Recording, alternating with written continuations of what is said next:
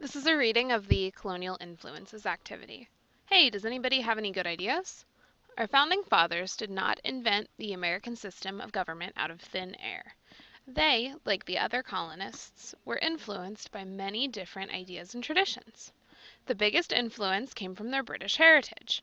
Remember, the colonists were British until the American Revolution.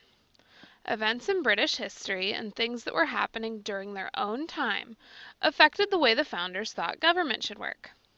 The founders didn't have the internet. Remember, this is the 1700s after all. So they got their ideas from books and other printed materials. What would have been on the minds of American colonists on the verge of a revolution? Let's take a peek at what might have been on the shelf of a private colonial library. So we're going to take a look at a couple key documents, guys, that had Americans thinking, that really influenced what we wanted in a colonial government. Kings versus Nobles, Round 1. Way back in the Middle Ages, England was ruled by a king who shared some of his powers with the wealthy nobility. The nobility would carry out the king's wishes, and the king would allow the nobles to make some local decisions. But in the early 1200s, King John tried to take all the power for himself. The angry nobles fought back. In 1215, they created a document called the Magna Carta that limited the power of the king and protected certain rights for nobles. The nobility was powerful enough to force King John to sign the Magna Carta. This was a big deal because it introduced concepts like limited government, rule of law, and due process. These are all terms that we're going to learn this year. It also helped create the nation's parliament, which is basically the British version of Congress. So if we look over here in the little box by the crowns, it says the Magna Carta. We, the nobles, demand. So this is what the people wanted instead of what the king wanted. A limit on the king's powers. Laws and punishments to be fair and equal. Due process of the law and fair trials. And property rights. I think we took a wrong turn. Fast forward 400 years. The next document in the Colonial Library is the Mayflower Compact.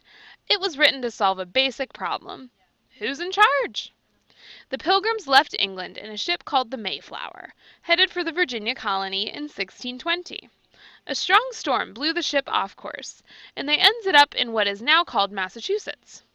The area was not under control of the company that sent them, so the Pilgrims were in independent territory. This means no one controlled it.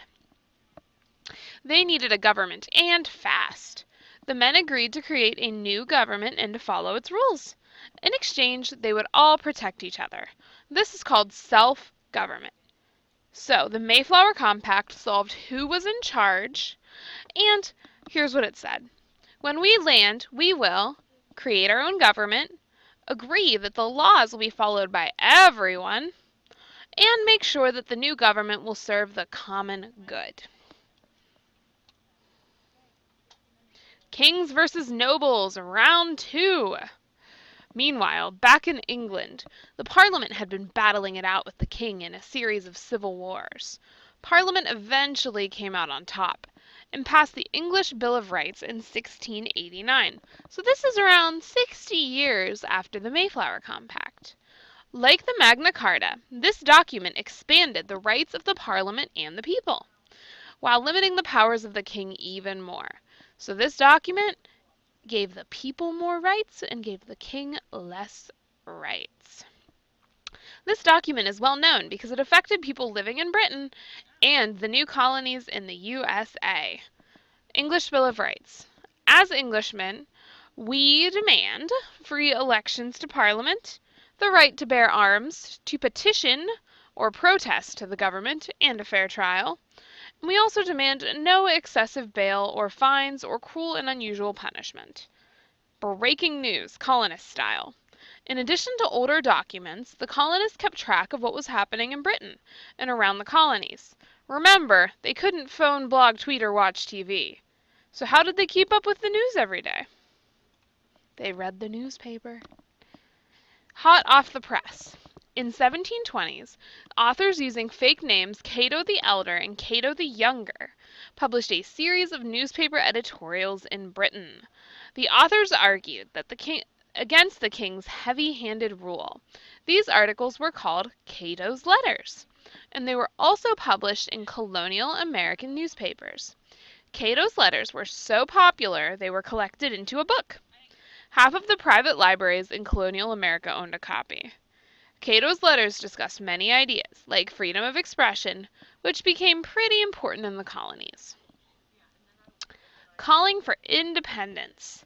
By the 1700s, King George III and Parliament were making more and more demands on the colonies. Many were getting fed up and began to meet and discuss breaking away from Britain. In the mid-1770s, representatives from most of the 13 colonies met in Philadelphia.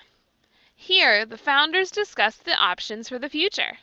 While these meetings were happening, a journalist named Thomas Paine published a pamphlet called Common Sense in 1776. In Common Sense, Paine did not introduce any new ideas. Instead, he said that he used arguments for independence and presented them in such a way that was easy for everyday colonists to understand. He encouraged them to support the fight for independence from Britain. Just 6 months later, the Declaration of Independence was made.